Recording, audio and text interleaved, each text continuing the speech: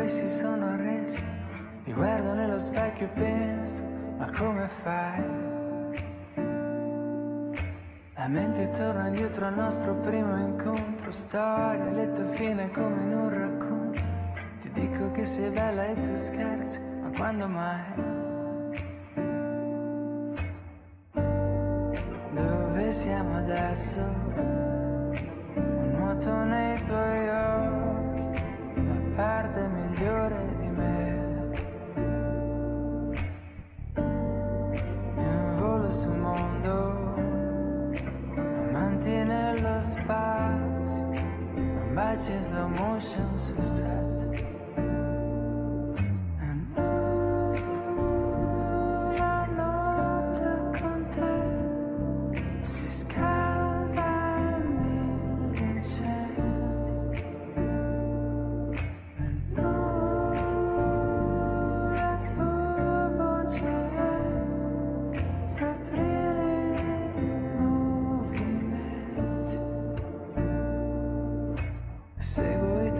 Ma non ti raggiungo, rallento anche se vorrei volare. Se cade come un tramonto a luglio, sei il primo bacio che non puoi scordare. E quando tra di noi la tensione sale, mi basta un tuo sorriso per dimenticare. Non servono parole quando siamo io e te. E dove siamo adesso? Nuoto nei tuoi occhi, la parte migliore di me.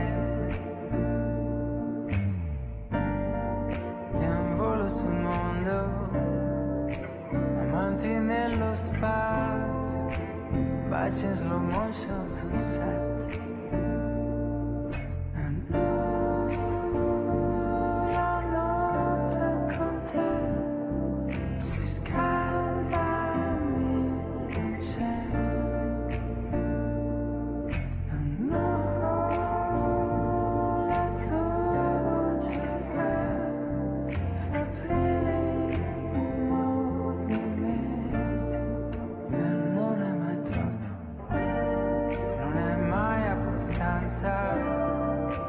Non è mai troppo, non è mai abbastanza.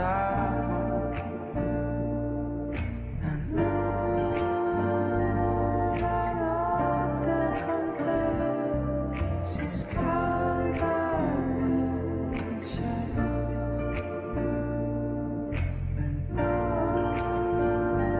La tua voce fa aprire movimenti.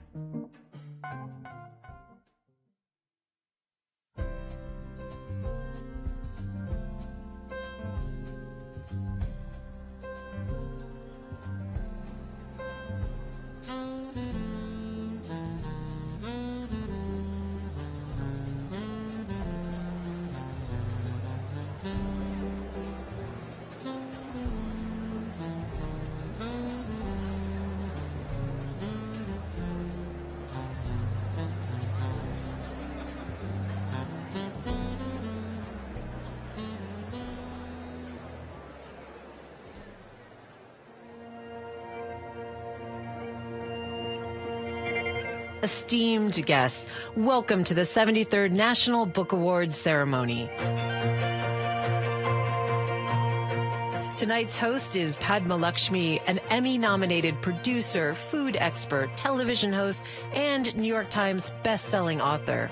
She is the creator, host, and executive producer of the critically acclaimed Hulu series Taste the Nation, and the host and executive producer of Bravo's two-time Emmy-winning series Top Chef. Please welcome Padma Lakshmi.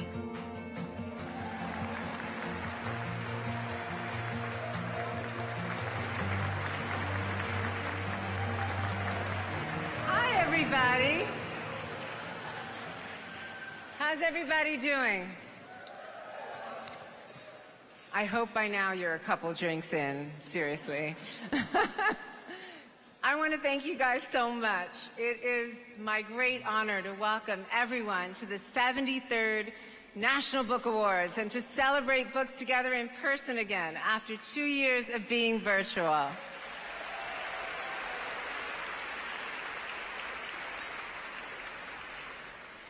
We're all here united by a deep love of narrative, how it shapes who we are and how we understand the world. When I found my way to writing professionally, it was, like most things in my life, through cooking. And I believe that food, like books, can tell a story by creating a sense memory, capturing a feeling, sharing our identities, and transporting us with the right combination of ingredients right back to our childhoods. Being here tonight in the company of so many amazing storytellers and the people who champion them, I'm struck by the way books can also, of course, feed us. By sparking new ideas, exposing us to new people and cultures, and expanding our understanding of the world. I wrote Tomatoes for Neela, a children's book about 3 generations of Indian women passing down a beloved family recipe because I wanted not only brown kids to see characters that look like them, with families who cook like them and speak like them, but also for their peers to better understand them, or perhaps another family living next door. I grew up in an Indian household where if you mistakenly stepped on any book or touched it with your foot, you'd have to stop and touch it to your eyes to undo the disrespect. But today, in schools across the country, books like mine are under attack. According to PEN American, there was an unprecedented wave of book bans in the U.S. this year, spanning 138 school districts in 32 states. Think about it. That encompasses around 4 million American children. The main books targeted discussed LGBTQ+ themes or characters, had protagonists of color, addressed issues of race and racism, or all three. Targeted groups of books have included Fry Bread, A Native American Family Story, Dim Sum for Everyone, and Tango Makes Three, the story of 2 male penguins who formed a pair bond in the Central Park Zoo. I'm happy to have been able to read some of these to my daughter. They're wonderful books. This rise in book banning isn't simply a new form of concerned parents. It's a massive censorship campaign from organizations working with state and local officials to restrict access to books. And it coincides with the passage of the Parental Rights in Education law in Florida, or the Don't Say Gay law. Yes, boo. Boo is right. There are even bans like Art Spiegelman's graphic novel, Maus, which recounts the chilling experiences of the author's father during the Holocaust, or even a preemptive ban in a Tennessee school district where books were sorted into tiers based on how much the books focus on LGBTQ characters or storylines. So if a book reached tier 5, according to the sorting guidelines, it was too gay, and the books were pulled. even before any librarian could thumb through them. So it's not just gay penguins that these groups are attacking. It's our children's First Amendment rights.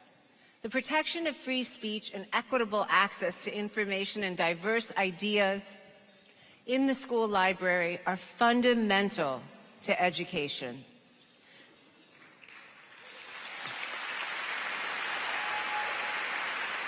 Deciding what books are in school libraries is the job of librarians, not politicians. Where are my librarians at?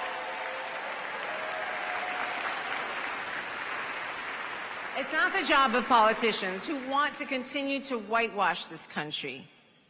Look, I am a product of the American public school system.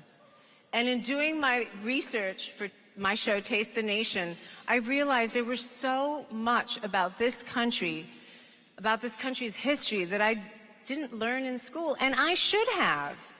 I needed to re-educate myself about indigenous history, immigrant history, and structural racism. I don't want my daughter to be shielded from history. I want her to have access to what was missing from my classrooms. I want kids of her generation to learn the truth, and not just the truth that isn't painful. Looking at the truth of our history, of who we were and who we are now as a country, are the first steps to understanding and reconciling the past sins of our nation. But we can't learn those lessons if we're not even allowed to open those books. This year's nominees embrace conversations about race, immigration, and identity. From Imani Perry's beautiful memoir, South to America. Where are you, Imani? A Journey Below the Mason-Dixon to Understand the Soul of a Nation. It is a beautiful book. To Jamil Jan Kochai's The Haunting of Haji Hotak and Other Stories. Where are you, Jamil? Jamil is the star of one of the episodes of Taste the Nation. You just haven't seen it yet. And to Roger Reeves's collection of poems, Best Barbarian. These books and others by authors here tonight paint a truer picture of what it means to be American for all of us. We need books like these to help show us that we belong. We need books like these to have empathy for those around us because they belong too. You see, it's not just about being able to see ourselves represented in these books, which is vital. It's about being able to really see one another as well. That's why the National Book Awards and organizations like the National Book Foundation are so important. They're not just about a sticker on the book cover that'll help sell more. The National Book Awards ensure that books can continue to expand our individual and collective lives and horizons.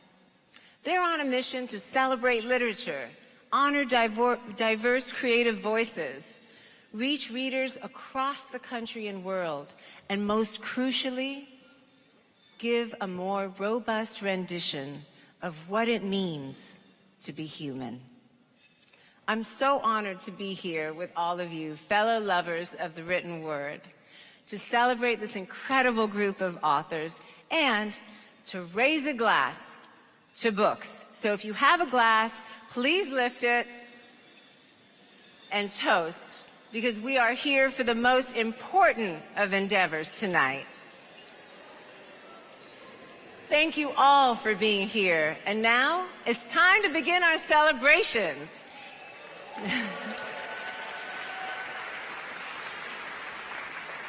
We begin tonight by honoring the Foundation's Lifetime Achievement honorees.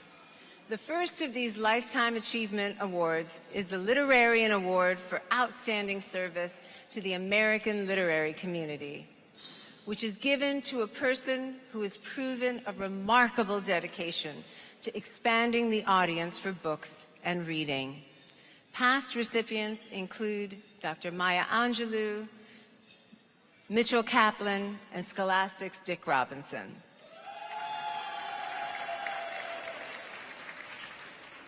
Tonight's honoree is exceptional in her service to the literary community and advocating for readers all over the country. And here to present the Literarian Award is Dr. Ibram X. Kendi. Dr. Kendi is the Andrew W. Mellon Professor in Humanities at Boston University and the founding director of the Boston University Center for Anti-Racist Research. He's a contributing writer to The Atlantic, a CBS News racial justice contributor, and the author of many highly acclaimed books, including Stamped from the Beginning, This Definitive Story of History, The Definitive History of Racist Ideas in America, winner of the National Book Award for Nonfiction. In 2020, Time magazine named Dr. Kendi one of the 100 most influential people in the world, and he was awarded a 2021 MacArthur Fellowship. His two latest books were the instant New York Times bestseller. I'm getting tired of reading all your accomplishments. New York Times bestsellers, How to Raise an Anti-Racist, and the picture book, Good Night Racism. It gives me great pleasure to welcome Dr. Ibram J. Kendi.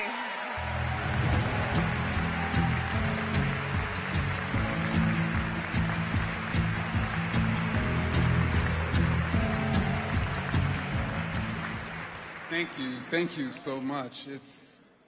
Let me first congratulate truly all the finalists for the National Book Awards. I was here indeed 6 years ago, and that was one of the most memorable nights of my life, less about what happened to me and more so what I witnessed. I witnessed the late Congressman John Lewis win a National Book Award.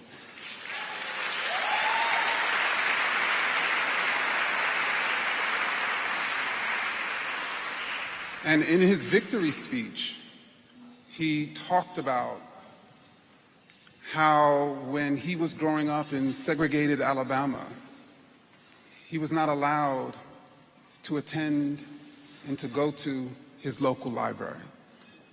And he talked about and started tearing up about his journey, the journey of a boy who couldn't even go to the library, to a man and an icon who won the National Book Award. I was also here with my 6-month-old daughter at the time, Imani, and now she's 6 years old. And recently, she came home, she just started first grade, and expressed that she didn't like first grade. I'm just done with first grade. But then a week later, she came home excited about being in first grade. And we asked her, why? Like, why are you so excited now? And she told us it's because she's a first grader, she has the ability to check out books from the library.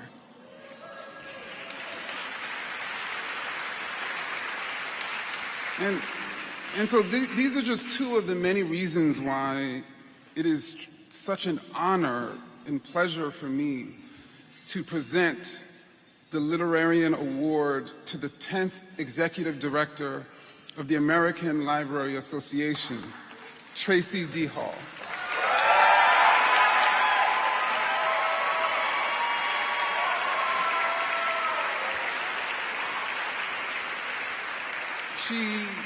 Tracy is the first Black woman to lead the ALA.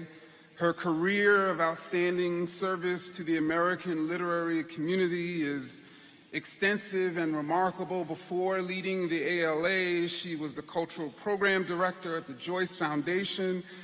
She was the deputy commissioner of Chicago's Department of Cultural Affairs and Special Events.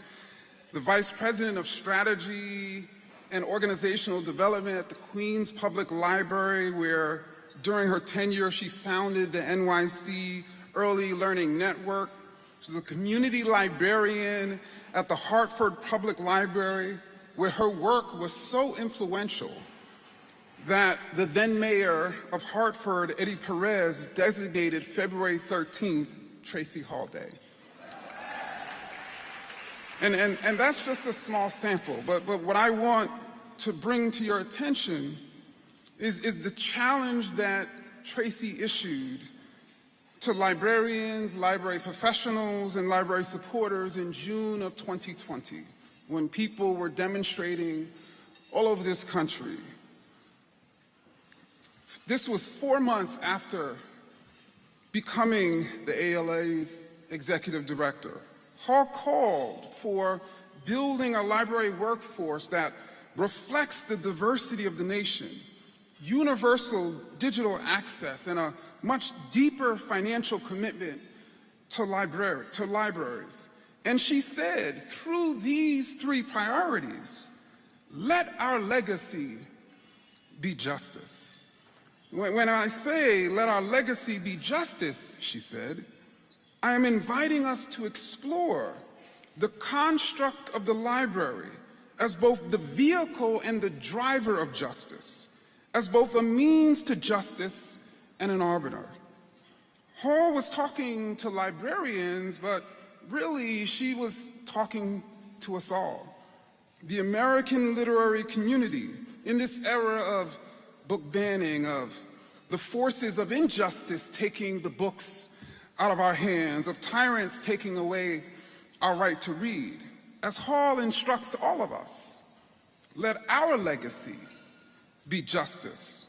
The literary community as a whole must be a vehicle and driver of justice. And thank you, Tracy, for leading the way.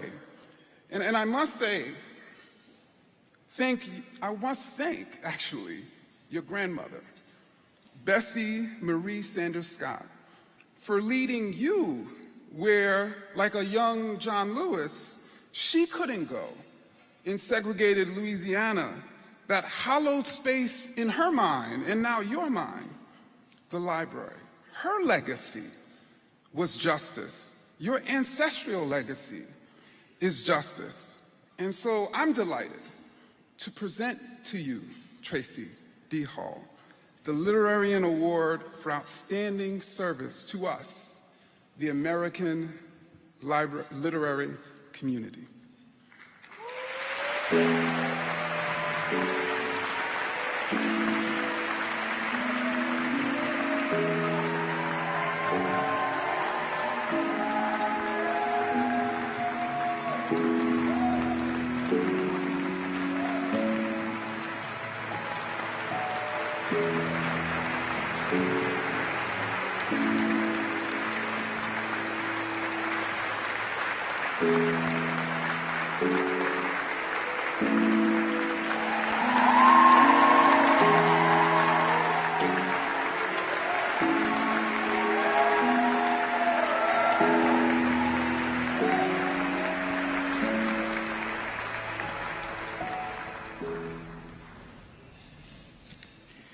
Come on, 103rd Street.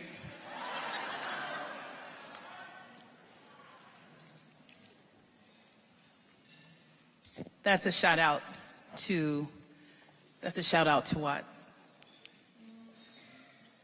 I want to thank the National Book Foundation and those who saw something in my work that has resulted in the bestowal of this award tonight. And I want to thank all of my friends and family and those who are co-conspirators in this work of justice, those who have come here with me tonight.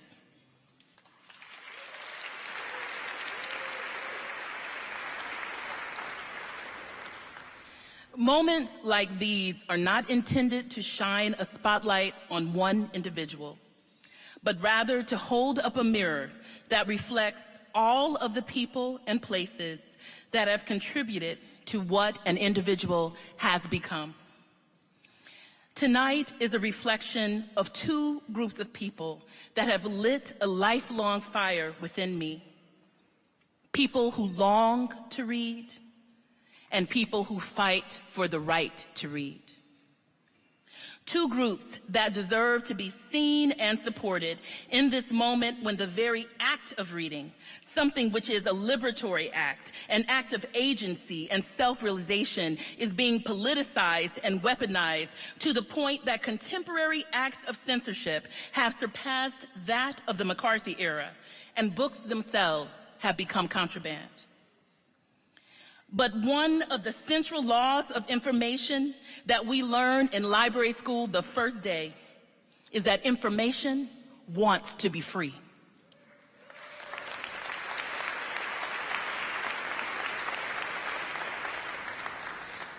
So the irony is that in a period when books and reading are being scrutinized, over 43 million adults in the United States cannot read above a third grade level. In some urban and rural communities, that figure jumps to as much as 2 out of 5 adults. I dedicate this award to my grandmother, Bessie, one of the adults who live with low literacy, who got me my first library card, and who, at nearly 70 years old, walked me to the little yellow library in Watts that felt like a cathedral to me, and would, though normally measured about everything else, allow me to check out as many books as the two of us could carry. For her, someone who had grown up in the segregated South, which also meant limited schooling and segregated libraries or none at all. For her, that her granddaughter could literally grow up in the library must have been an act of reparation. And I want to thank my brother Scott, who is here tonight. He took up the walks to the library when my grandmother no longer could. It is because of both of them that I am standing here tonight.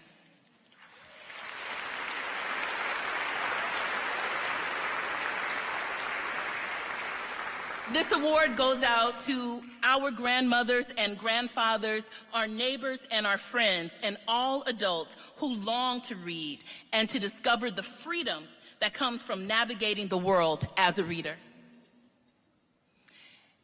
And I dedicate this award to my fellow librarians. The tireless school librarians, the public librarians, the college librarians, the tribal librarians, the librarians at HBCUs, the prison librarians who fight for the right to read every day.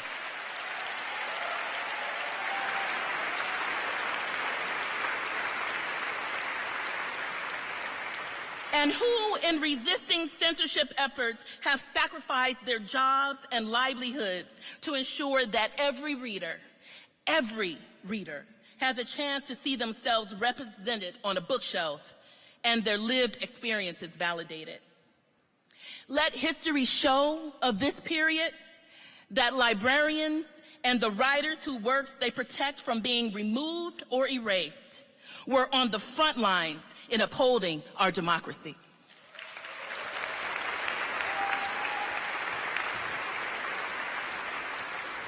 And finally, I dedicate this award to the tens of thousands of library and information professionals and committed staff that make up the American Library Association.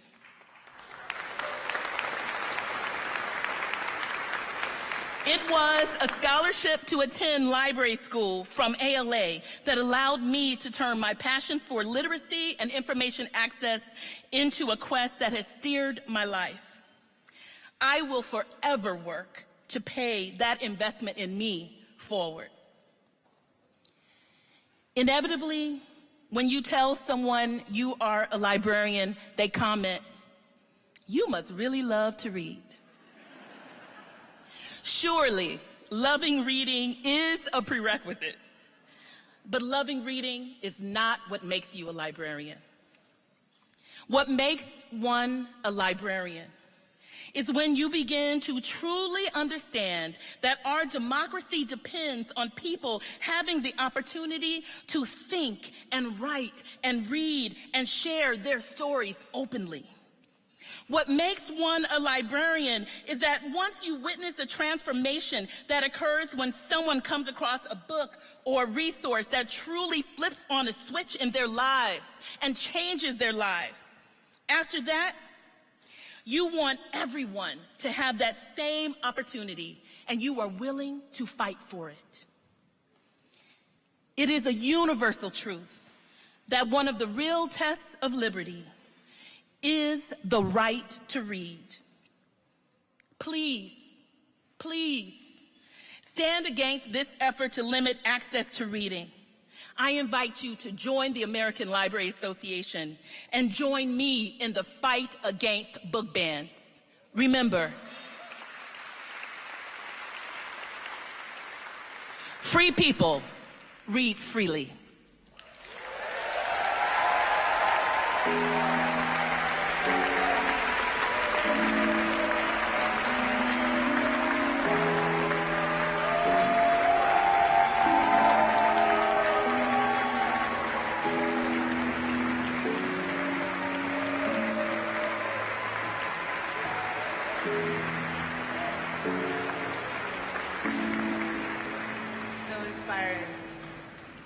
The second Lifetime Achievement Award we'll be presenting tonight is the Medal for Distinguished Contribution to American Letters.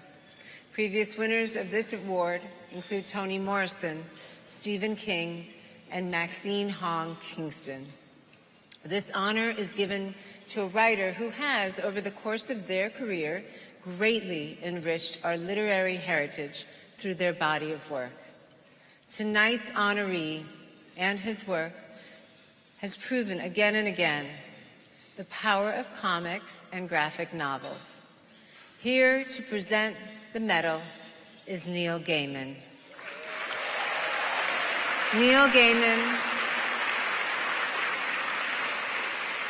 Gaiman is the author of numerous New York Times bestsellers, including the Sandman series of graphic novels, Neverwhere, American Gods, and The Ocean at the End of the Lane. His fiction has received a Newbery Medal, Carnegie Medal, and Hugo, Nebula, World Fantasy, and Will Eisner Awards. He is a creator of works of prose, poetry, film, journalism, comics, song lyrics, and drama. Originally from England, he now divides his time between Scotland, where Good Omens and Anansi Boys are filmed, and the United States, where he is a professor in the arts at Bard College. He is a fellow of the Royal Society of Literature. It gives me great pleasure to welcome Neil Gaiman.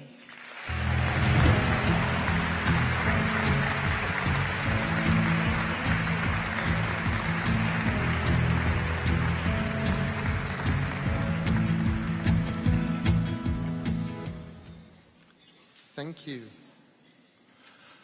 I'm not here as arts colleague today. I'm here as Art Spiegelman's friend. Art makes art. He makes pictures, he makes words, he combines the visual art with the literary art, and he makes magic. Art studied cartooning at the High School of Art and Design in New York City. He became an underground cartoonist, joining the underground comics movement, inspired by and descended from the creators of Mad magazine. The first thing of arts I ever read, I would have been about 14, maybe 15, and it was a reprint of a 3-page autobiographical comic about the Jewish mouse who was a Holocaust survivor telling his son a bedtime story about Jewish mice and Nazi cats. That was the first time I read anything by Art, and the first time I noticed that Art was a genius. Art is a genius. It is important for you to remember this. He is a mensch, but he's a genius. Art taught at the School of Visual Arts from 1979 to 1986, where my school friend Jeff Notkin had the life that I was convinced I should be having, because Jeff had somehow gotten out of England, made it all the way to New York, and was being taught by Art Spiegelman. Jeff eventually wound up an assistant editor on Raw, the amazing comics art magazine periodical that Art and his wife, the fabulous Françoise Mouly, were creating. And I, back in England, would read Raw, which was this enormous magazine, and inside Raw, each issue of Raw, there would be a tiny little comic, or it felt tiny by comparison, and it was called Mouse. And it took that initial conceit of Jewish mice and Nazi cats, and it expanded it.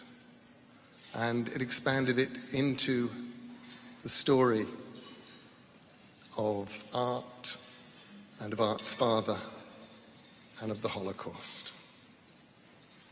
I knew it was a work of genius, and because I was friends with Jeff, I got to meet Art and Françoise and baby Naja in the ICA, the Institute of Contemporary Arts in London, in '86.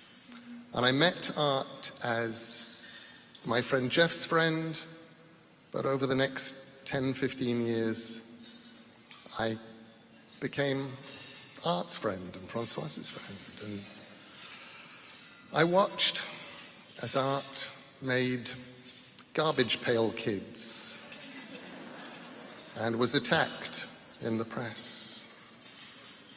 I watched as Art became a staff artist at the New Yorker, creating iconic covers that were, each of them in themselves, a story. The Hasidic Kiss, the crucified tax return Easter Bunny, the black missing towers of the 9/11 issue. Unforgettable images, all of which were stories. And I was there and watched Art get a Pulitzer Prize for Mouse. A special Pulitzer, because at that point, nobody had ever given any big awards to comics before. Nobody quite knew how. So they had to make a whole new special Pulitzer category, and Art was in it all on his own. I've known Art now, well, I think, for well over 2 decades. He's one of the kindest people I know. He's one of the wisest people I know. He is in every way a mensch. He is a New Yorker who is a citizen of the world. He is a maker of comics who redefined what comics were capable of and how they were perceived. He changed the level of respect that comics got. And he's a troublemaker. And today, he is still out there making trouble. Today, PEN America sent a letter out protesting the latest round of book bannings. I was proud to be on it. American Gods has been banned.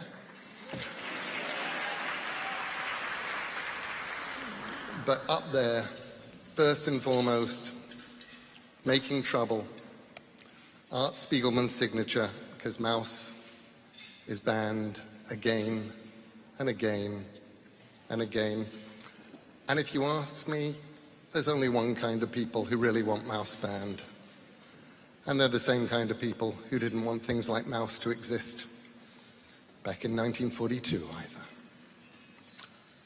It's with incredible pleasure that I get to give the medal to Art Spiegelman.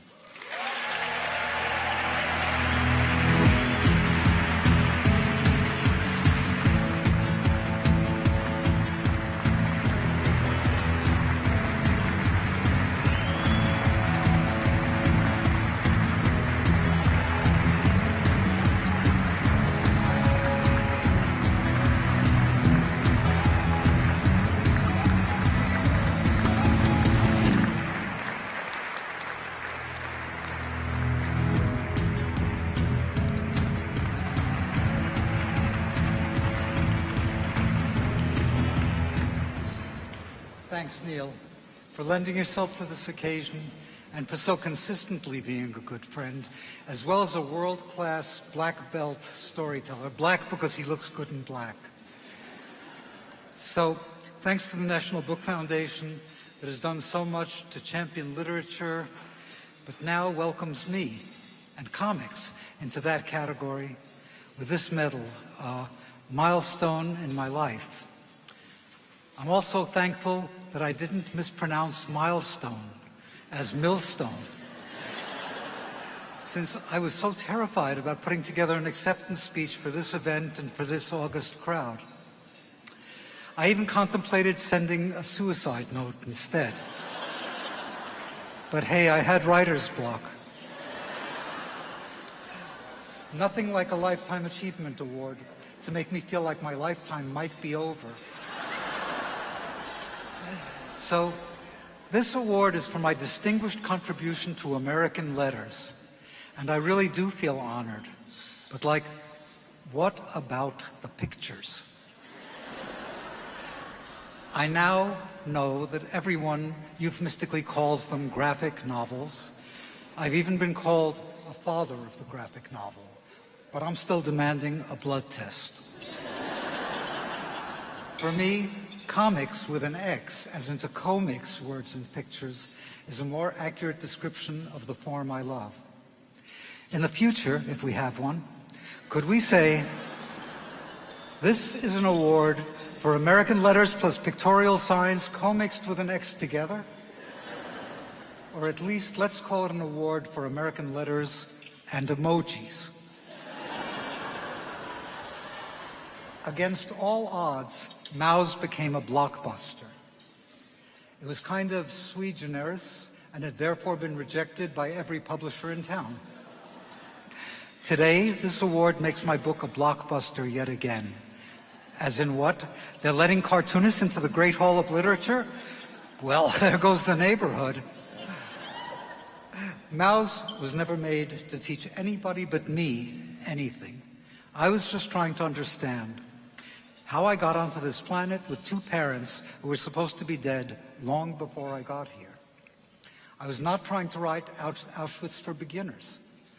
And I confess I was annoyed at first when I got a Young Adult Library Award after 13 years of working on a book for adults.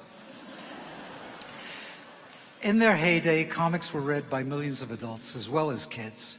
It's just that most adults were embarrassed to be seen by, well, reading them, you know? That's why they changed it to graphic novels.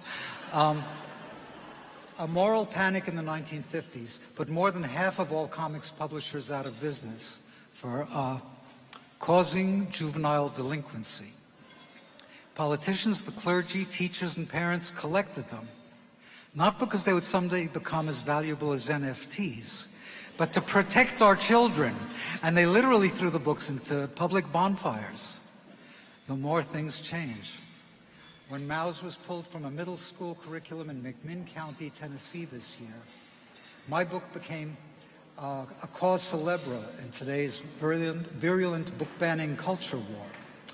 And my shrewd marketers on that local school board made Maus shoot up to the top of every bestseller list thanks to alarmed readers around the world.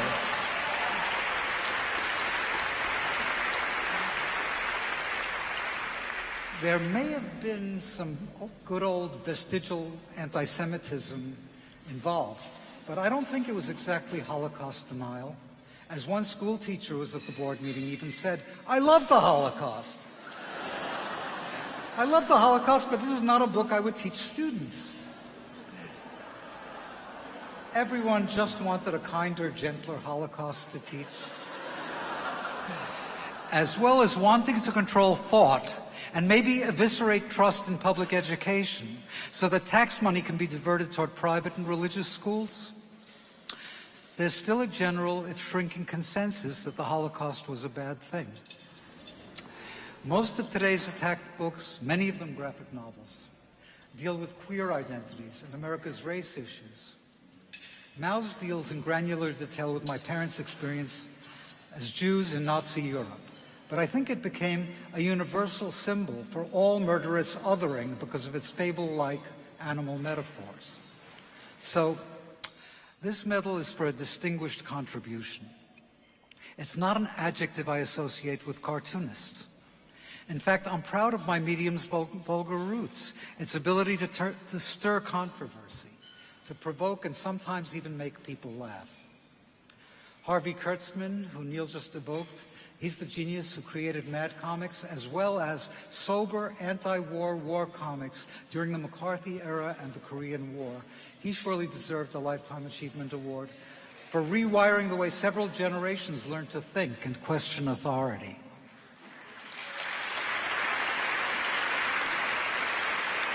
And if this is a Lifetime Achievement Award, it's got to include my decades working for Topps Bubblegum on wacky packages and Garbage Pail Kids.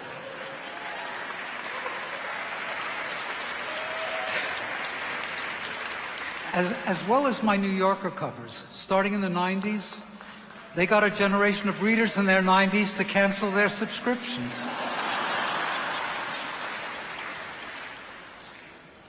My year, culminating in this award, has been really sobering.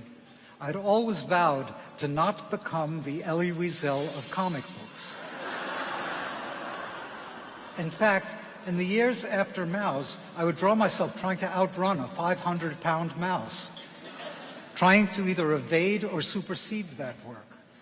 But now I've had to try to become a mensch. It's been a long march. To turn around and embrace the 500-pound mouse, while fascist storm clouds gather yet again all over our frying planet. So I'm even grateful that Maus may now have an afterlife as a cautionary tale, that it might make readers insist never again in the future, even if the past for other minorities has often been a matter of never again and again and again. Thank you all, and see you in the funny papers. But wait. But before I get the hook, I want to thank my friends and enablers at Pantheon and at the Wiley Agency who've always had my back. And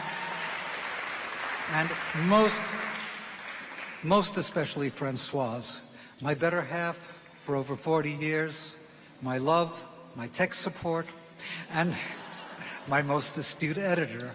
Merci beaucoup for putting up with me. When I find my pizza cutter with a diamond blade, Francoise, you get half the medal. Thank you.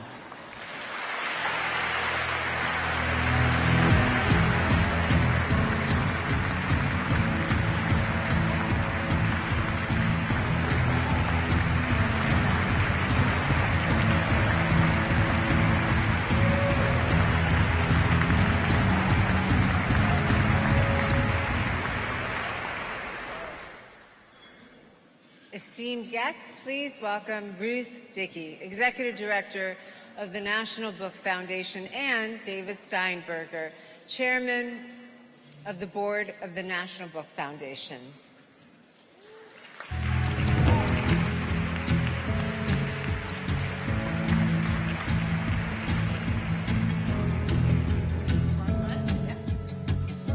Thank you so much, Paul. Padma, and hello, everyone.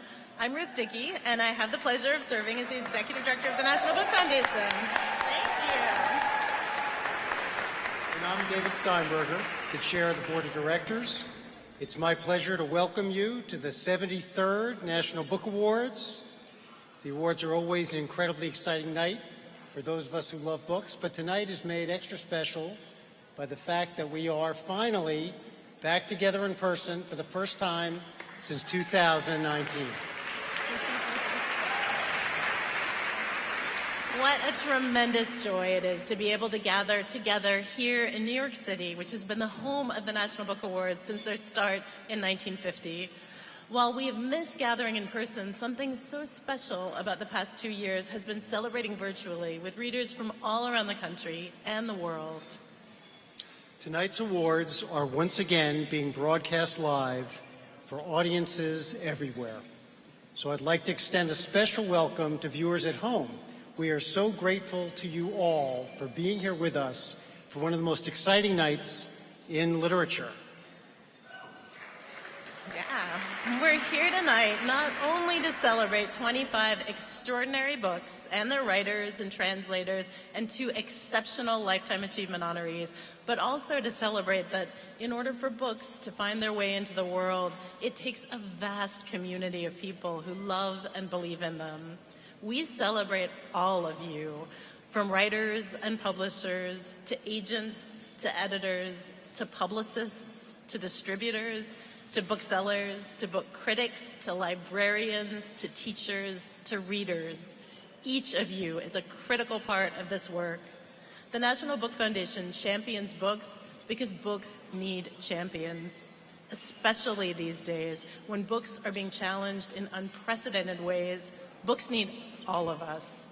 Everyone in this room, everyone outside, everyone watching at home, to build a literary ecosystem in which everyone can see themselves represented and everyone can thrive. Tonight is, as it should be, a celebration, but it's also a reminder of the work ahead for us all. We have a lot of work to do at the National Book Foundation, too. We've doubled down on supporting literary arts organizations across the country through the Literary Arts Emergency Fund, and thank you to the fund, and we've engaged with readers of all ages throughout the nation, 46 states, and counting. In just a few minutes, we'll be learning the winners of this year's National Book Awards. I know none of us can wait, but first, we'd like to share a little more about the work that we do the other 364 days of the year. It's been such a privilege this past year and a half to meet so many colleagues and hear about what the National Book Foundation means to them. And we've tried to capture a taste of that to share with all of you tonight. We'll be back with you after a brief video.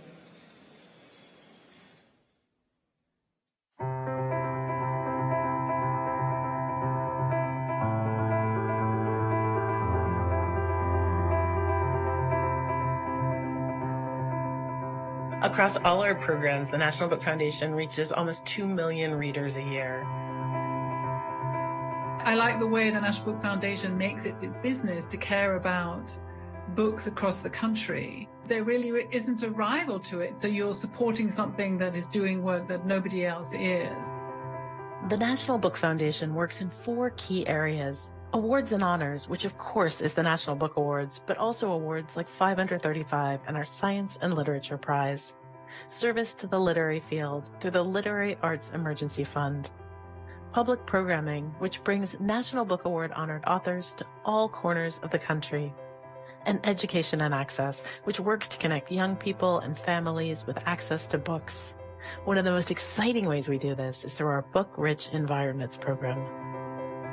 We have all types of ethnicities, cultures in our public housing and Section 8 and our tax credit communities, and this is so inclusive. We've heard it. We've heard them say that. Mommy, that looks like me. And that's a big deal. To make sure the whole country is a book-rich environment is the ultimate goal. In terms of service to the literary field, we want to continue to support amazing literary organizations all over the country. And then we want to figure out by our 75th anniversary how we preserve our archive and make it accessible to the community.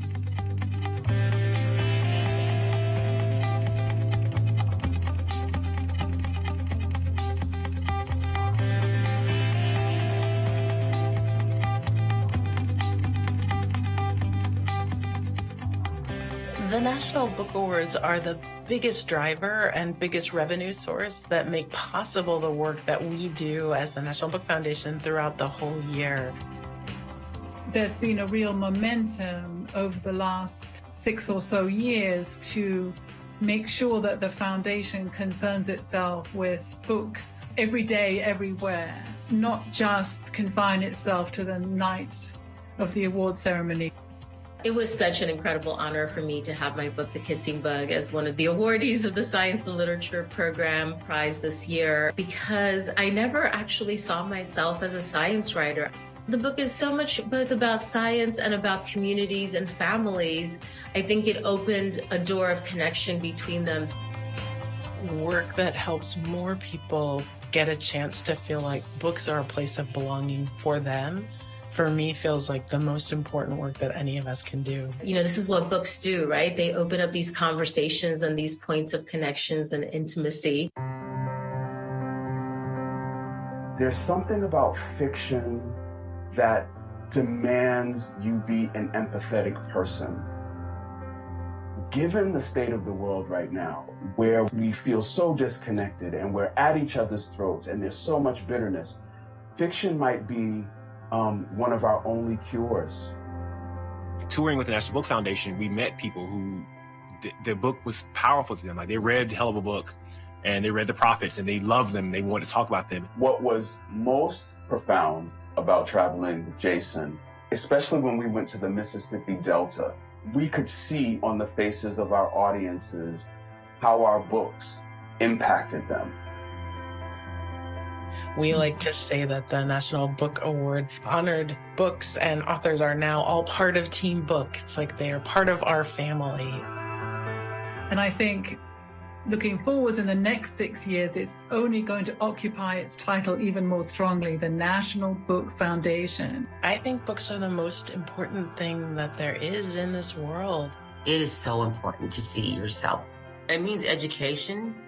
It means power. It means understanding your culture. They change our lives. Books just completely change our lives.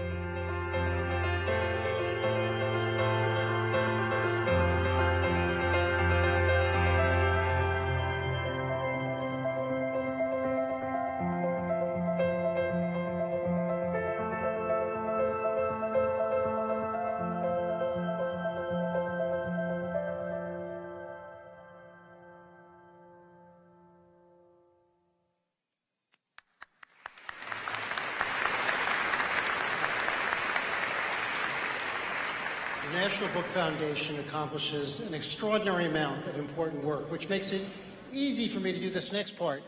We need your help. As I remind people every year when I'm on this stage, tonight's awards are the single largest source of income for the National Book Foundation.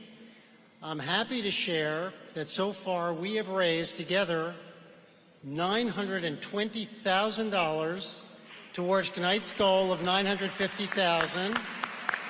Now, which is amazing. Thank you.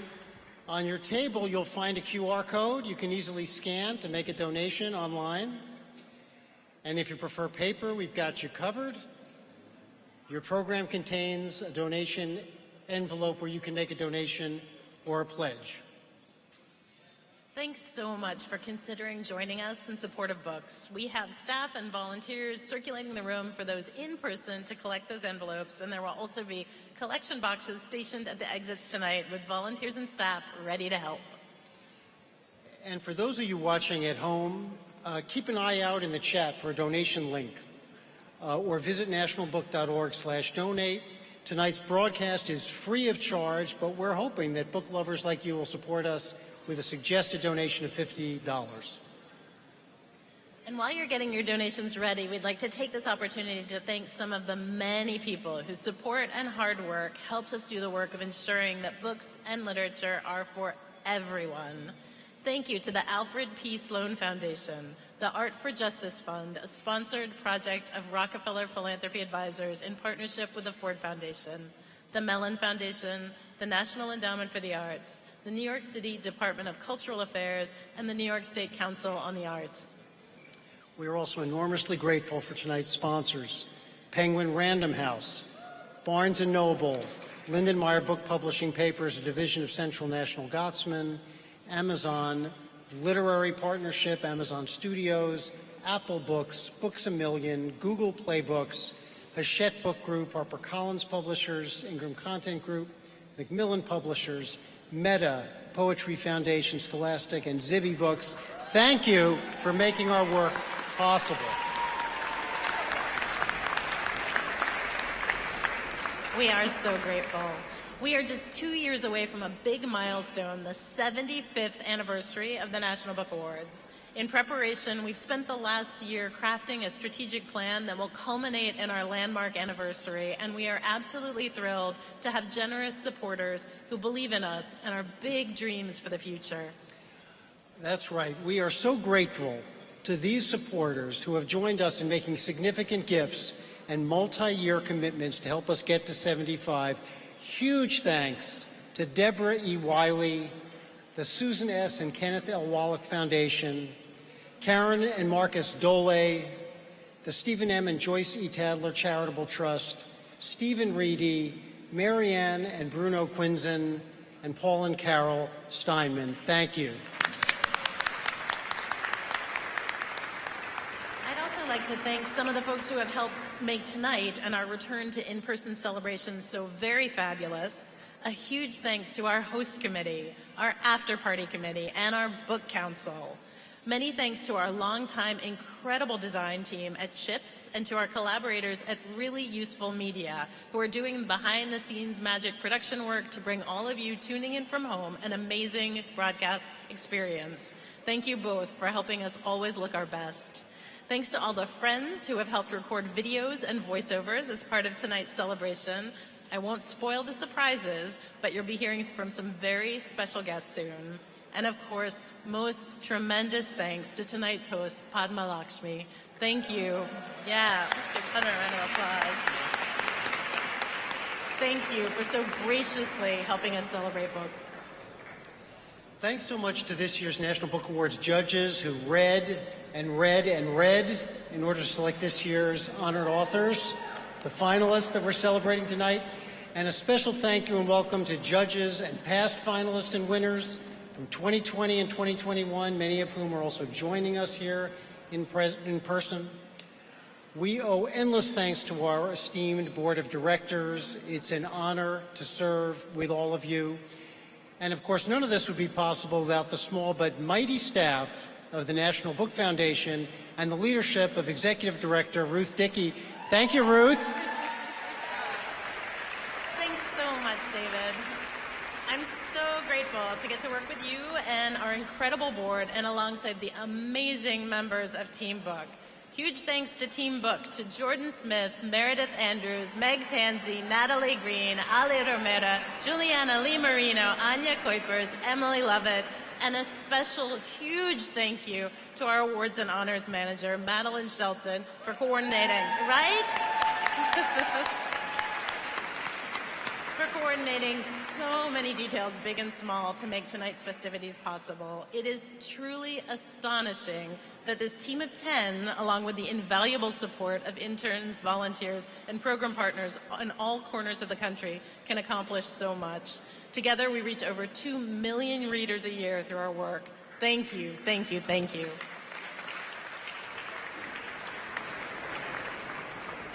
Maybe you're here with us tonight because you're an author whose work is being honored.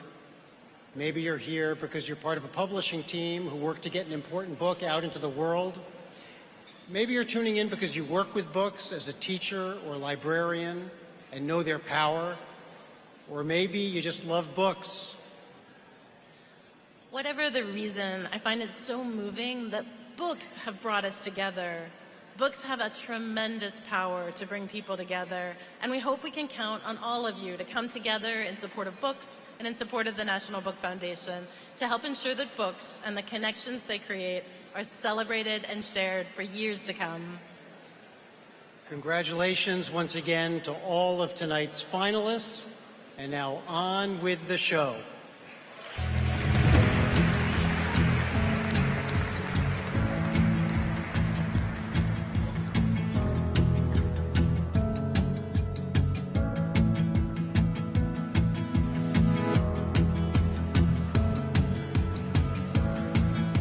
Or maybe you have a thing for writers. Then I couldn't resist.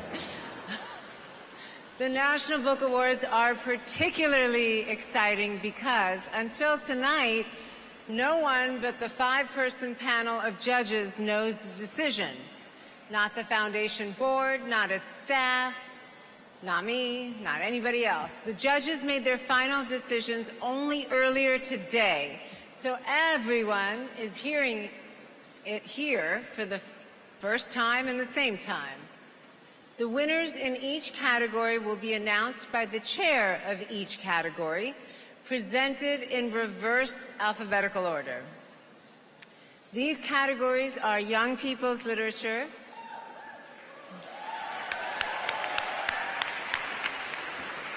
translated literature, poetry, nonfiction, and fiction.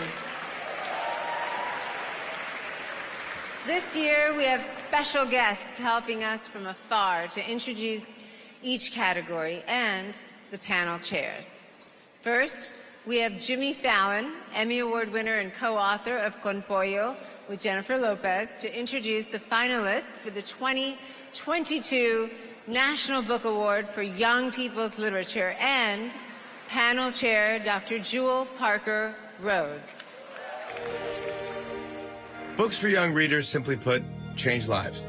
This year's finalists for the National Book Award for Young People's Literature explore what it's like for young people, and people of all ages, to tackle grief, anger, and discrimination, whether in a magical realm or somewhere closer to home.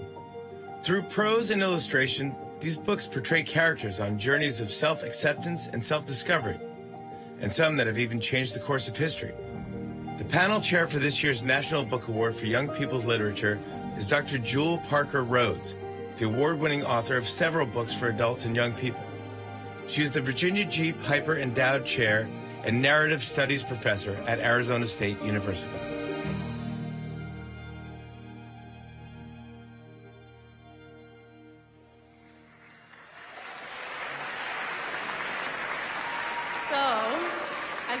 I am not Jewel Parker Rhodes.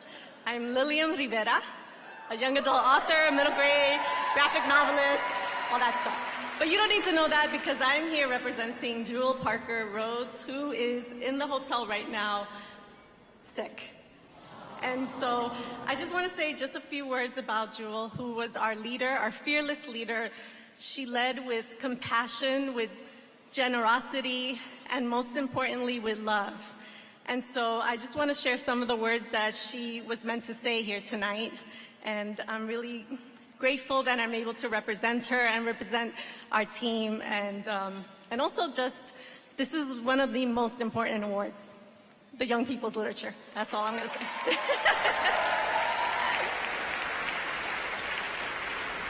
So these are just some of the words that Jewel wanted to mention today. As a group together, we all learned from each other, deepened our critical understanding, our common humanity, and our empathy. We became a circle of friends, a lifeline for each other, a loving and thoughtful book group who was discussing and searching for great books that would leave lasting legacy and impact in our literature. And I also would love to just add that yes, we read many books, hundreds of books, but also if you're a creator and you created anything these past few years, you've already won, because How is it that we're able to even embark in this journey with all these obstacles? So I give you all awards. Okay, so I'm going to, please join me in thanking their fellow judges, including also Becky Albertalli, who's unable to come today. We love you, Becky Albertalli, Joseph Bruchak, Megan Daishi Goal, and me, Lilian Rivera. The finalists for the 2022 National Book Award for Young People's Literature are Kelly Barnhill, The Ogress and the Orphans, Algonquin Young Readers, Workman Publishing. Sonora Reyes, The Lesbiana's Guide to Catholic School, Balser and Bray, HarperCollins Publishers. Tommy Smith, Derek Barnes, and Dawood Anyabile, Victory Stand, Raising My Fist for Justice, Norton Young Readers, W.W. Norton and Company. And Sabat Tahir, All My Rage, Razor Bill, Penguin Random House, Lisa Yee, Maisie Chen's Last Chance, Random House Books for Young Readers, Penguin Random House. This year's National Book Award for Young People's Literature goes to Sabat Tahir, All My Rage.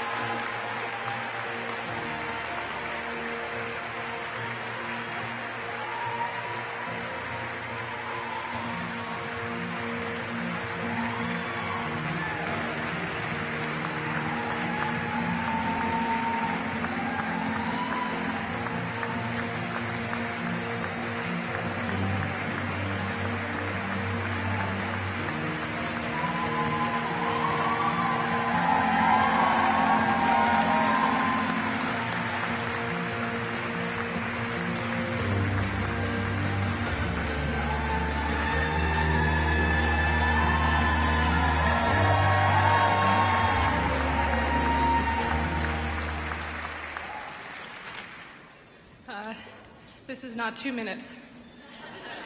I'm sorry, I should have given it to my editor, but I didn't think I would need to.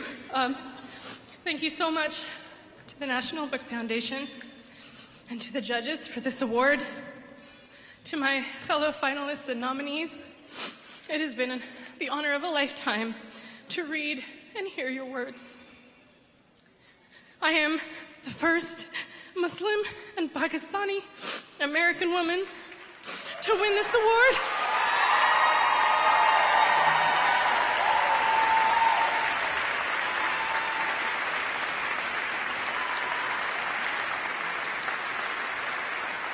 In this category, so I must honor my Muslim sisters in too many places to count, who are fighting for their lives, their autonomy, their bodies, and their right to live and tell their own stories without fear.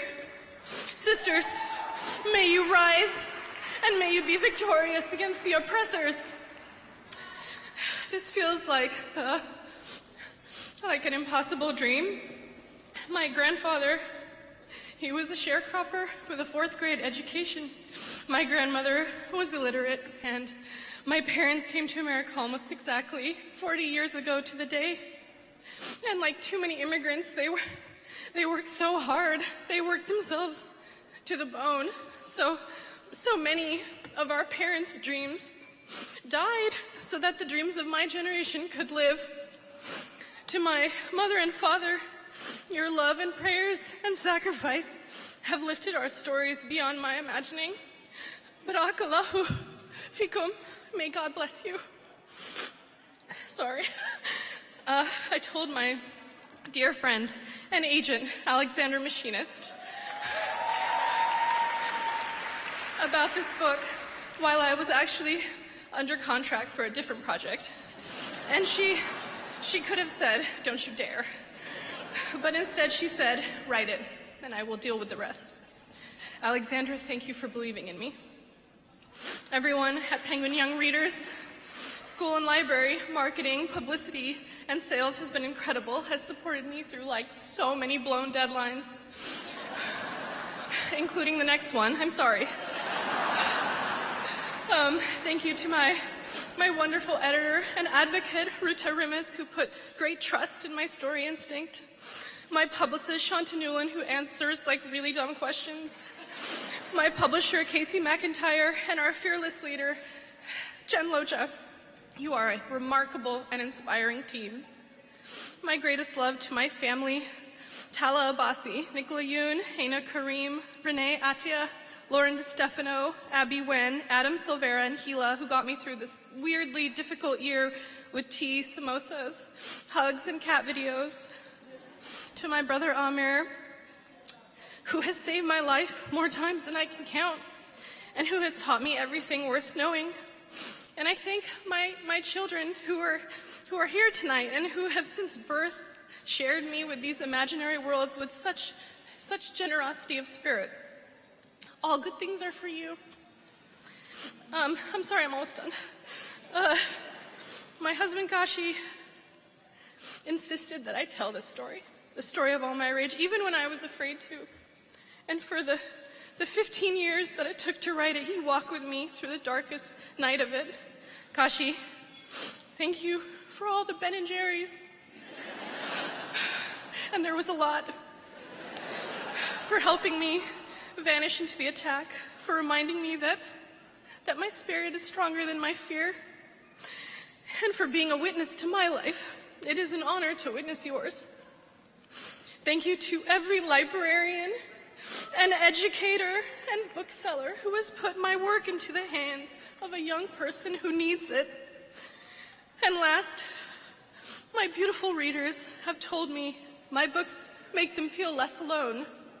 You make me feel less alone. I have been a misfit and an outcast and lonely and lost, but when I write for you, I am none of those things. And I thank you with all my heart for that gift. Thank you.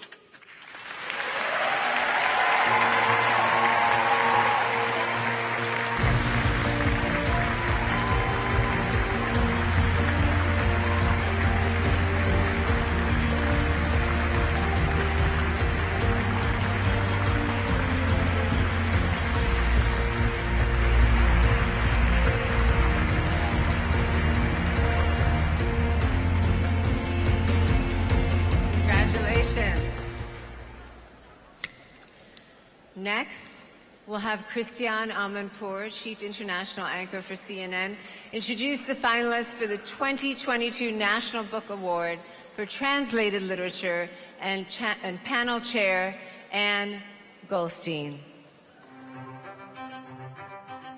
Literature in translation welcomes us to new countries, new worlds, and new possibilities. The finalists for the National Book Award for Translated Literature was interpreted into English from French, Japanese, Norwegian, and Spanish. These works of translation consider each word, line, and phrase to bring us powerful stories of a country's political history, the horrors of the internet, our shared reality, and the ways in which we converge in a not-so-distant imagined future. The panel chair for this year's National Book Award for Translated Literature is Anne Goldstein, a former editor at The New Yorker. She is the translator of works by Elena Ferrante, Pier Paolo Pasolini, and Elsa Morante. She's the editor of the complete works of Primo Levi in English.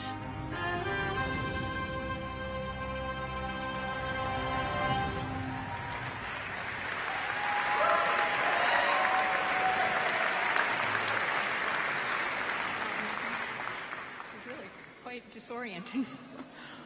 Thank you. Thanks to the National Book Foundation for inviting me to be a judge for the Prize for Translated Literature. And I would especially like to thank my fellow judges, Nick Buzansky, Veronica Esposito, Rohan Kamicheril, and Russell Scott Valentino for their dedication, knowledge, and generosity.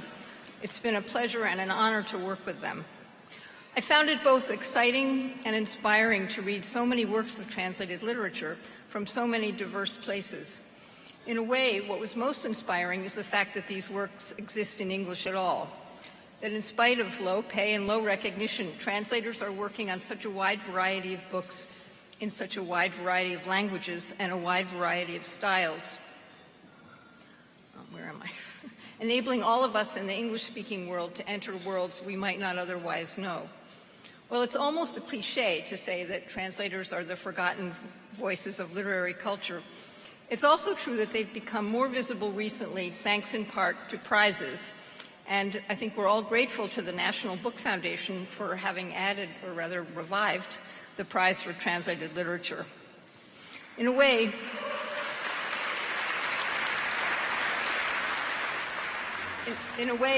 every work in translation deserves a prize, along with its translator, and we should celebrate them all. But given that we had to choose, the finalists for the National Book Award for Translated Literature are Jan Fosse, A New Name, Septology, volumes, whoops, I'm on the wrong page. I can't read them. Volumes 6 and 7, translated from the Norwegian by Damien Searles, Transit Books.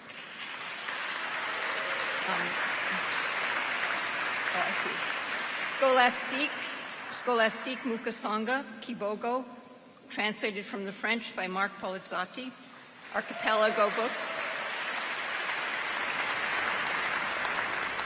Monica Ojeda, Jawbone, translated from the Spanish by Sarah Booker, Coffee House Press. Samantha Schweblin, Seven Empty Houses, translated from the Spanish by Megan McDowell. Riverhead Books, Penguin Random House.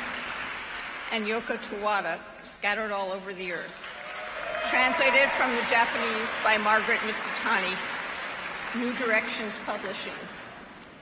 This year's National Book Award for Translated Literature goes to Samantha Schweblin for Seven Empty Houses. Thank you. Translated from the Spanish by Megan McDowell.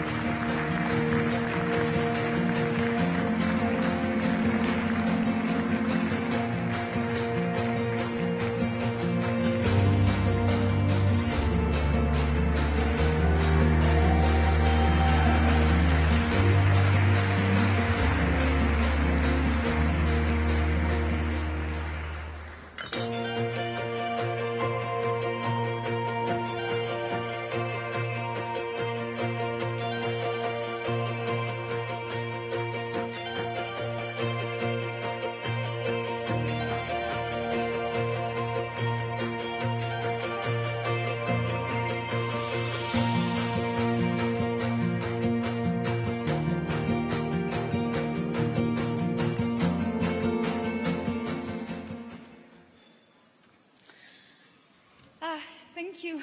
I'm so honored. I'm mostly a short story writer, so I'm going to be very short. I was thinking today that there are so many moments in life when words can be very tricky and misleading and even harmful. And we need to be very careful about this. But then someone calls you from back home and says, even if you have to dress up tonight, make sure you don't get cold. Keep warm, be happy, enjoy it. And then words become a gift and a privilege.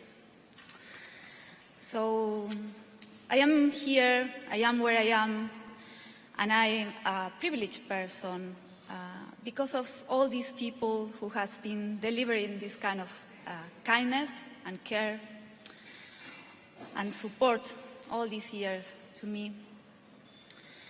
So I want to say thank you to them, to my beloved, to my family, to some very special teachers that I have had, to some very special friends that I have had, to my marvelous, amazing translator, the Megan.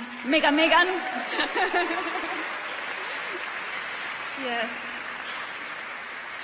To my publishers, the first publishers, the one who published this book in Spain, in Spanish language, from the publishing house Páginas de Espuma. To my publishers here, the Riverhead team,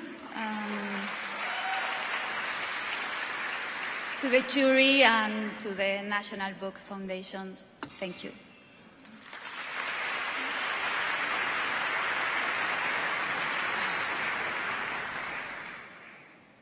This is crazy. I'm not a person to whom words come easy. People often think that writers are people who have a way with words. But I think they're people who question words, who distrust them, and who demand more from them. Writers are people who struggle with words, and so are translators. I always say that any act of communication is an act of translation. And I've learned so much from the ways my writers communicate and the ways that they translate.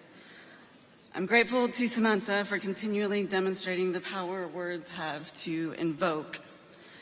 I'm also grateful to her for trusting me with translating, with communicating her work.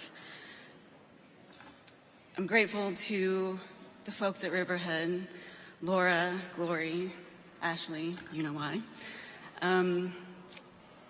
My family, my parents, my twin sister Jessie, and many friends back in Chile who have taught me a lot about how to read, how to communicate, and how to translate.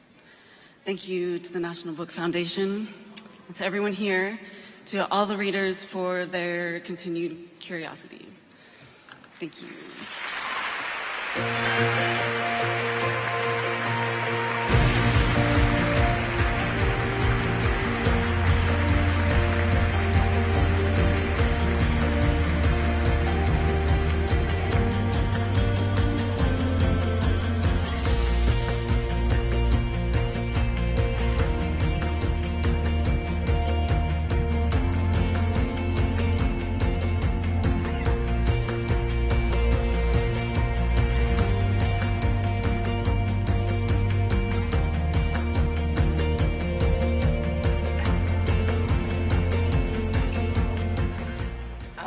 How are you guys doing?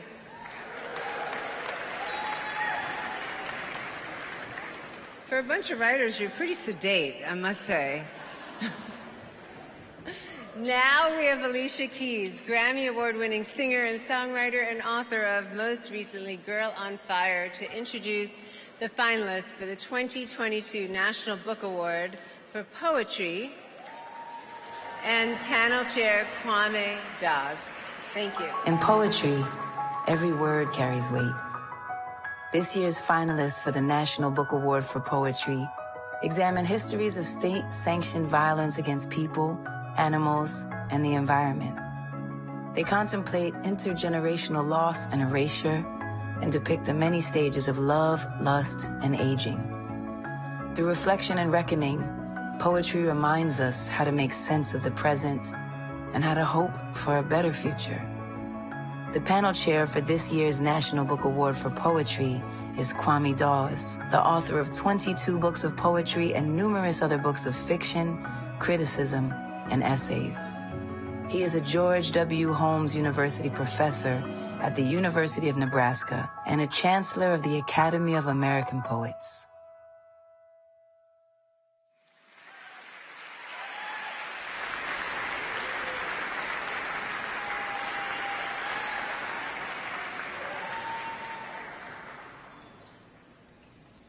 I'm in blood, stepped in so far that should I wait no more, returning were as tedious as going over. It's not a bloody game, so don't worry about it. It's a great pleasure to be representing on behalf of the 4 brilliant, accomplished, sensitive, and informed poets that served with me in selecting the winner of this year's National Book Award for Poetry. January O'Neill, Keith go, it's good.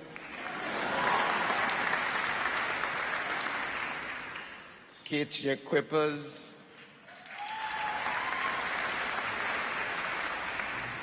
Maider Vang,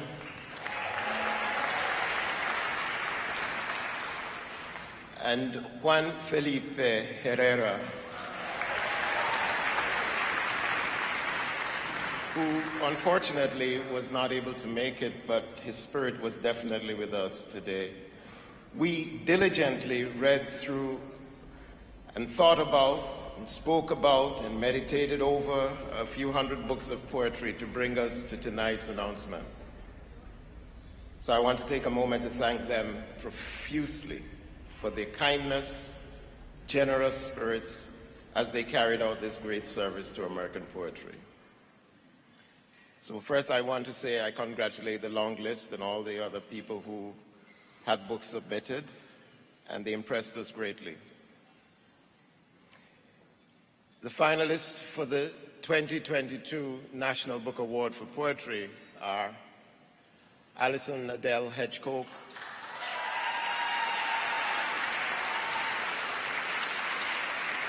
and that's for her book, Look at This Blue Coffee House Press, are the publishers. John Keane,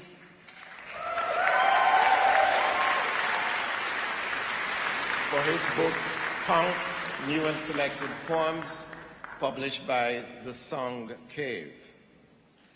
Sharon Olds.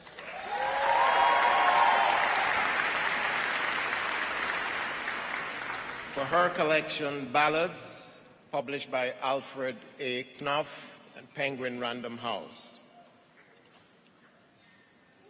And Roger Reeves.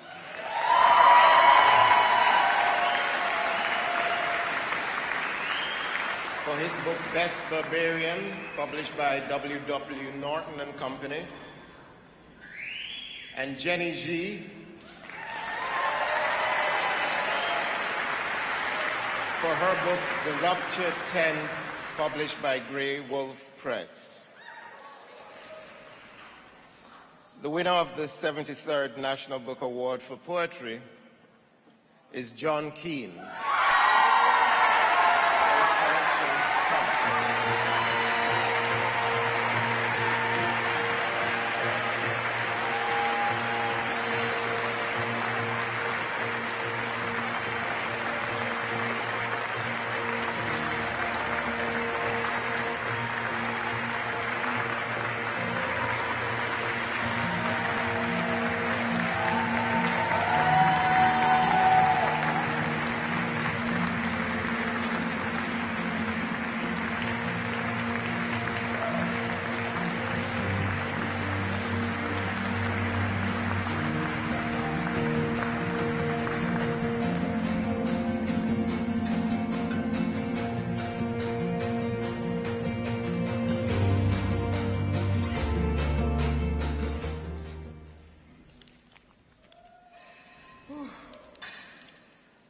I mean, I'm actually crying. I'm in shock.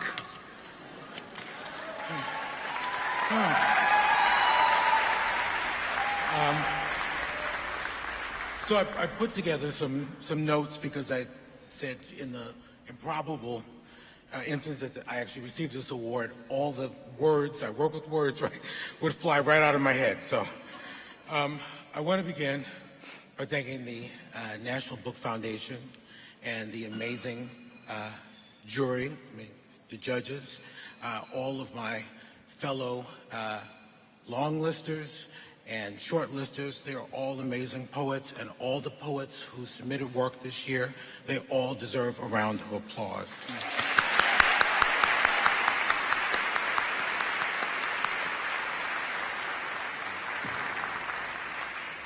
I'm going to offer some thanks. I want to begin by thanking also my partner, Curtis Allen, who's here, who has been with me on this entire journey. I love you.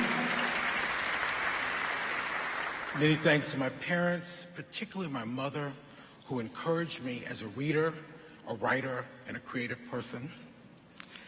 Many thanks to my publisher, The Song Cave, and my editors, Alan Felsenthal and Ben Estes, who took a leap with this collection.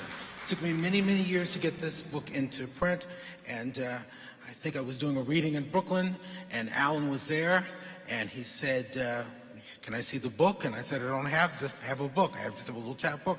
And he said, send me the manuscript, and the rest is history. Thanks also to my agent, Jonas Strauss. And let me thank the Alvin Balchup Trust, which allowed us to use one of his stunning photographs on the cover. Many people comment on the cover of this book and have picked it up just because of the cover. So thank you, Alvin Balchup.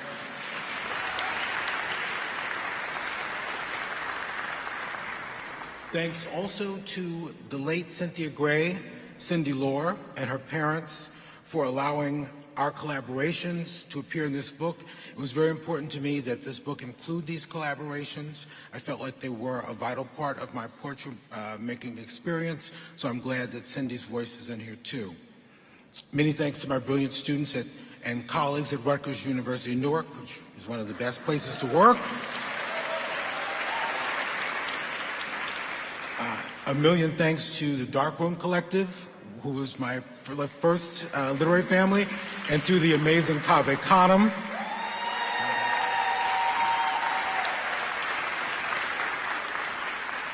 And many thanks to all of my dear friends out there, everywhere, for their love, their critical guidance, their wisdom, and support. I want to dedicate this award to all the readers out there and to my ancestors on whose shoulders I stand, ancestors by lineage and association, including the several generations of writers, particularly the Black, gay, queer, and trans writers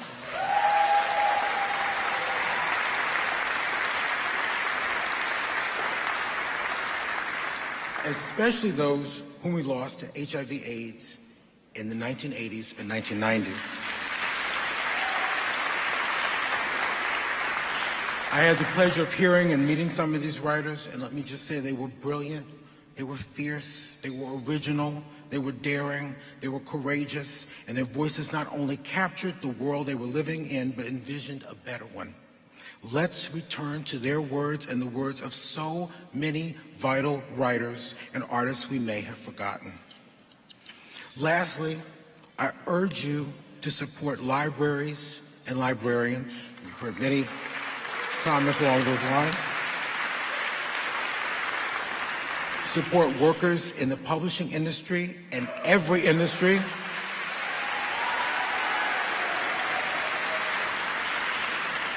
Support writers who speak up and face political censure and oppression. Support the people fighting for a more equitable and equal, fair, less brutal, less violent, less cruel country and globe.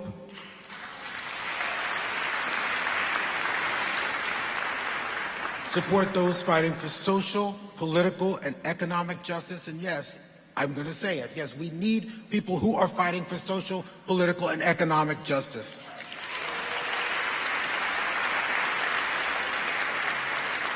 Support the people fighting to address climate change and its devastating effects on our planet. It's causing crises all over the globe, and sometimes it's easy to look away and, unless it directly affects us, but please support people fighting to address climate change and support those who are fighting for our common future. Never forget the role, as we do that, that literature plays in this struggle. And I'm going to end with two lines by Robert Hayden, one of my favorite poets. What did I know of love's austere and lonely offices? Thank you.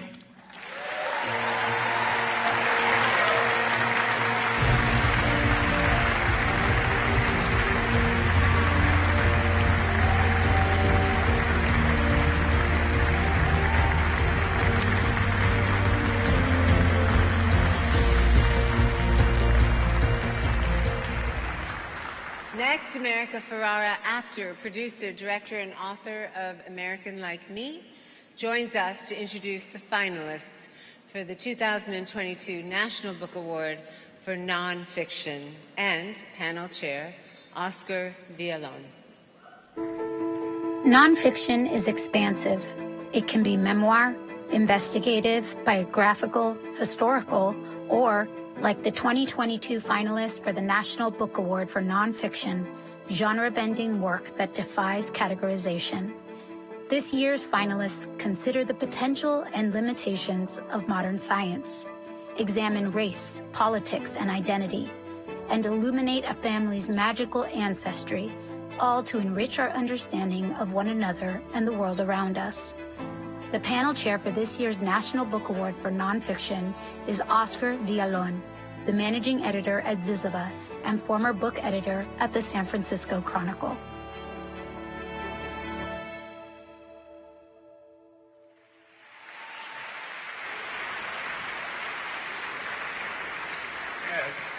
Good evening. Oh, I look so severe in that photo.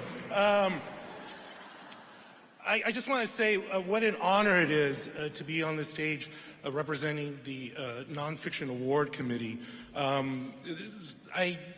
Such a privilege to be around such a thoughtful group of readers and thinkers. I can't thank them enough for their work.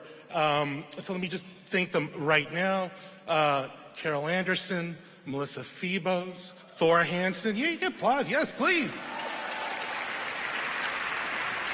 Janet Webster Jones. Besides, having this wonderful opportunity to read all these incredible works of nonfiction this year, we end up coming into this project as strangers, and I think I could say we came out of it as friends. So thank you so much to the National Book Foundation for that added benefit. So without further ado, the finalists for the 22 National Book Award for Nonfiction are Megan O'Rourke, The Invisible Kingdom. Reimagining Chronic Illness, publishers Riverhead Books, Penguin Random House. Imani Perry, South to America, A Journey Below the Mason-Dixon to Understand the Soul of a Nation, Elko HarperCollins Publishers.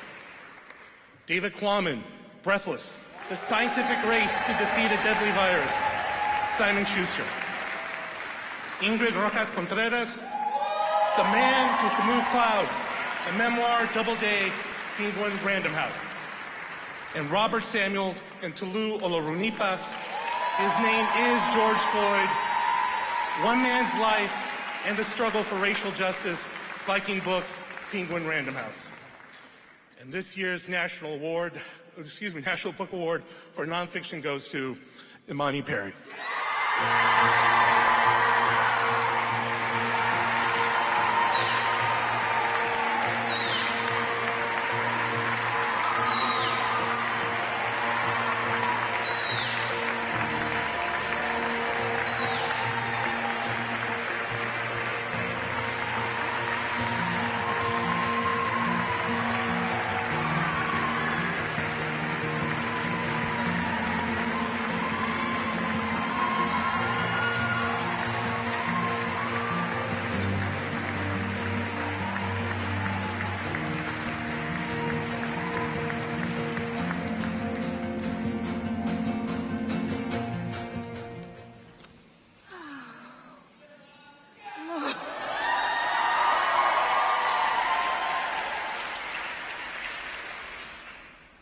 Alabama has a National Book Award.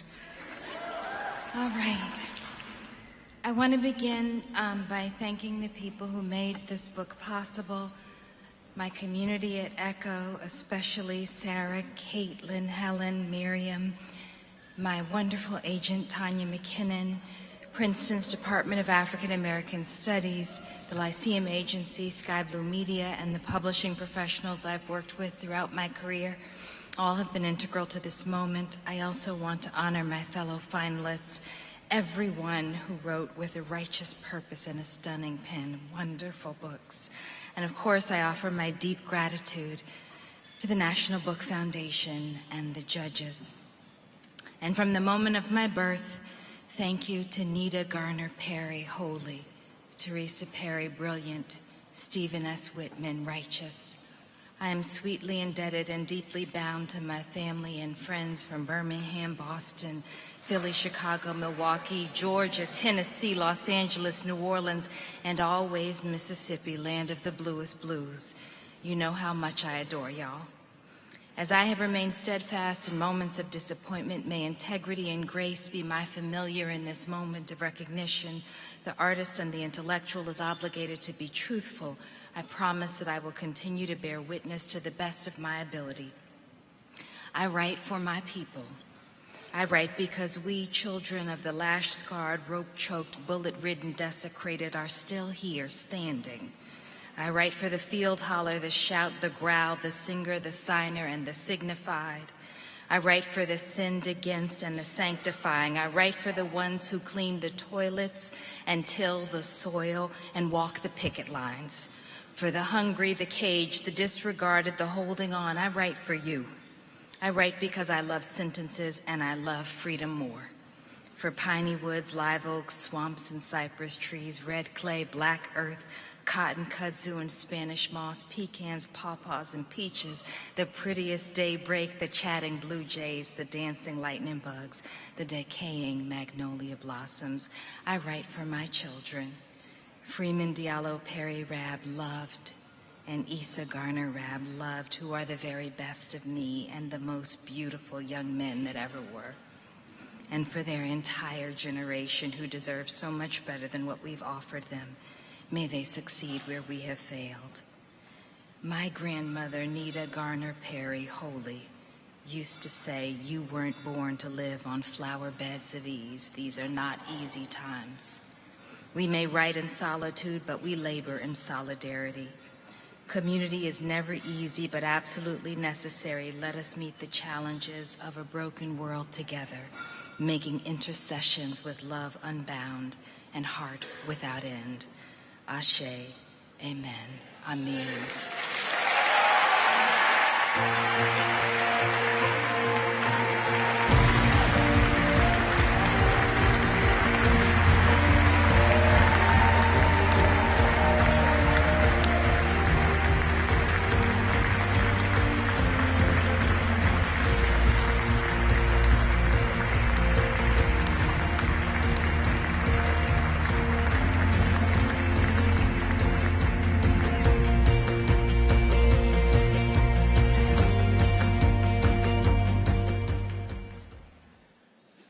More to go. That's it. Finally, to present the finalists for the 2022 National Book Award for Fiction and panel chair Ben Fountain is actor and co-founder of Ex-Artist Books, Keanu Reeves. Fiction is more than escapism. It can be a mirror, a door, a call to action, sometimes all at the same time.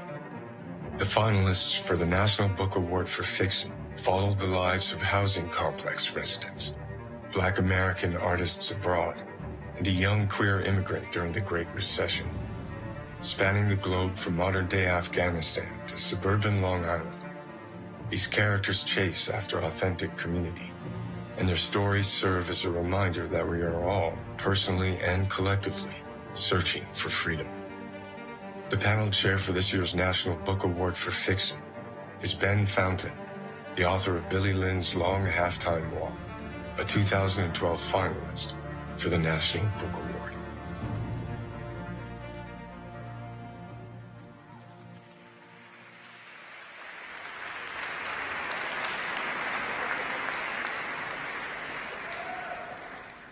Thank you, Keani. I look forward to meeting you someday.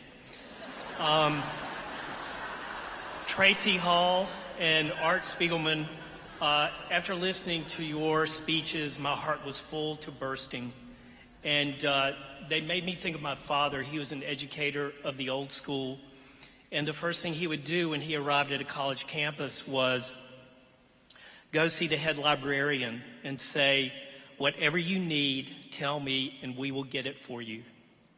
So here's to libraries, librarians everywhere.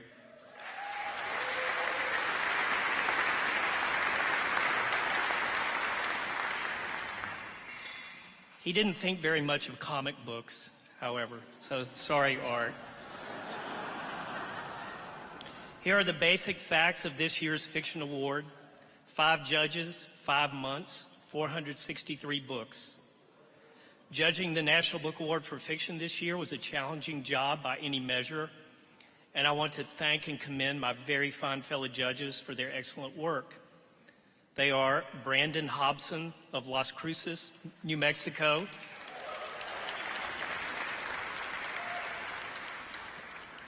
Pam Houston of Creede, Colorado,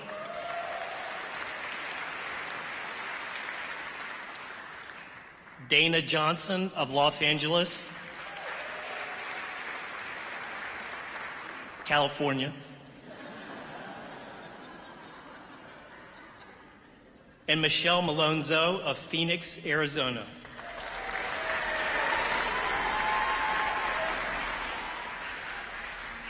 These judges are as fine a group as I've ever worked with. You brought to the job the highest standards of diligence, thoughtfulness, and seriousness, and approached every book with the kind of open mind and generosity of spirit that all writers hope their work will be judged with. It has been a genuine pleasure and honor to work with you. I also want to thank your spouses and my own wife, Sharon, for putting up with 4 or 5 or 10 or 12 deliveries from UPS and Federal Express per day, for having several rooms in the house that look like the Overstock warehouse for Books A Million, for being patient when books turned up in the laundry, under the sofa cushions, among the boxes of cereal, or pretty much anywhere else you can imagine a book wandering off to. For 5 months, our lives were basically taken over by books, and if at times we were a bit weary or found ourselves sliding into a full-blown freakout, those times were more than made up for by the discoveries. The pleasure of encountering a novel or short story collection by a first-time author that absolutely knocked us flat, or new work by an established writer that showed the freshest kind of inventiveness and curiosity. So anybody within the sound of my voice, if Ruth Dickey ever calls you up and asks you to be a judge for the National Book Awards, say yes.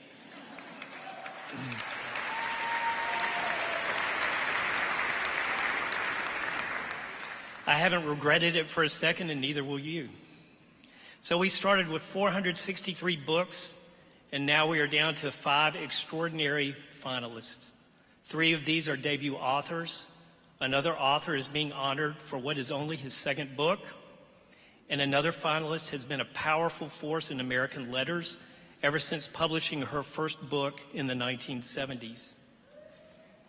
The finalists for the 2022 National Book Award in Fiction are Tess Gunty for The Rabbit Hutch,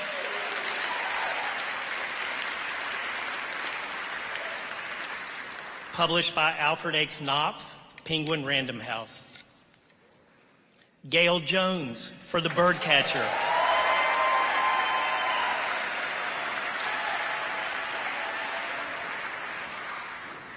Published by Beacon Press. Jamil John Kochai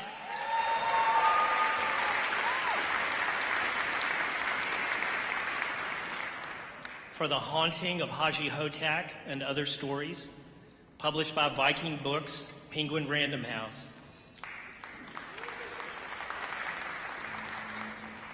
Sarah Thungum Matthews for All This Could Be Different.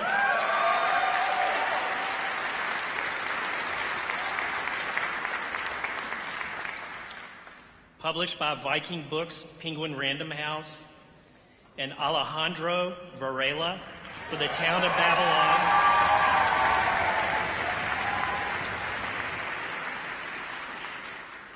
Published by Astra House of Astra Publishing House.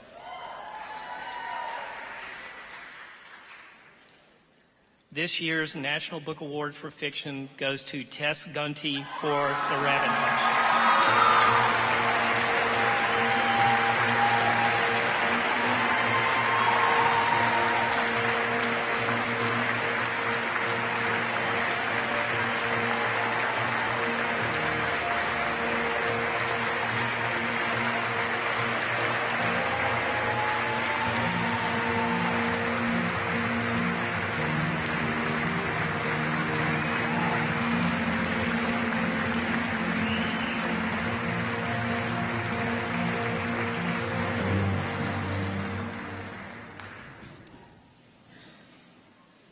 was so convinced that there was no way this could happen. I did not prepare a speech.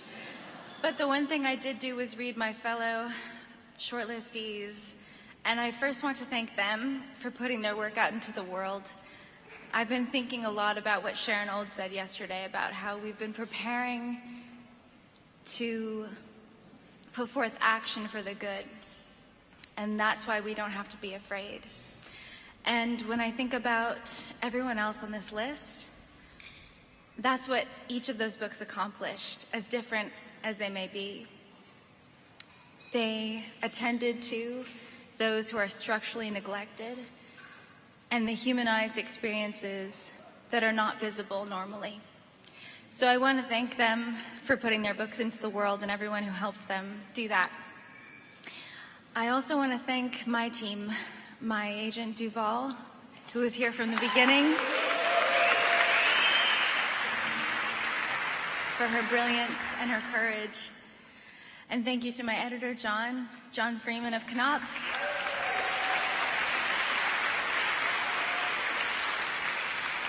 And thank you to everyone at Knopf and the National Book Foundation for putting this night together.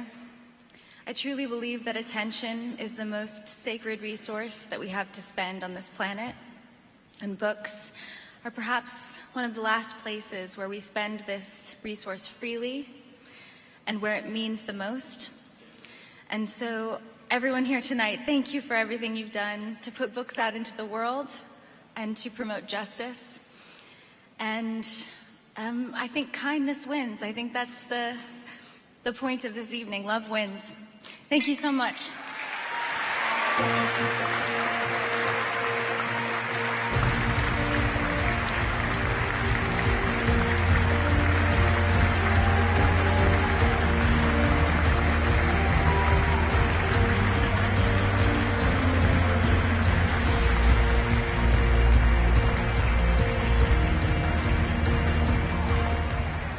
I want to congratulate all of the winners and the finalists of the 2022 National Book Awards. Thank you. Thank you all so much to all the winners, the judges, the attendees, the finalists, the viewers around the world. The National Book Awards wouldn't be possible without the wonderful support of readers everywhere. I hope you'll join me for a dance at the after party. Good night, and thank you very much for having me.